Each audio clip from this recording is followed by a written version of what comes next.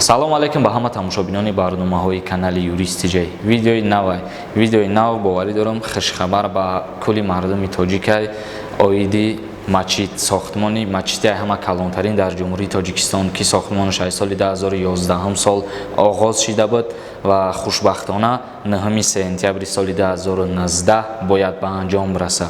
Мачити ай ҳама калонтарин дар ҷумҳурии Тоҷикистон мешава. Ба фикрам ки бисёриёд медонед ин дар куҷо қарор дора, дар тарафҳои ай калели нагар ки бидонед ин калели болотарак, яъне ки пеш ай парки нав.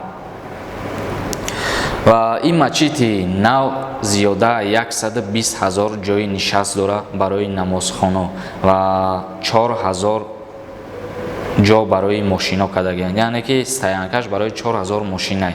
расходи умумии ҳами сохтмон $100 миллион амрикоие ки $30 миллион ҷумҳурии Тоҷикистон худаш саҳмгузорӣ кардагия ва $70 миллион дигаша ҷумҳурии Қатар саҳми хича гузоштагия. ва ин мачите ки сохта шуд 4 манораи калон дора ки 75 метрира дар бар мегиранд. Инак ба фикрам ки ҳамин қадар маълумот кифоя дар бораи мачити нав хабари хуши мо ҳамин буд ва ҳаматона ба омади иди Қурбон табрик мегум.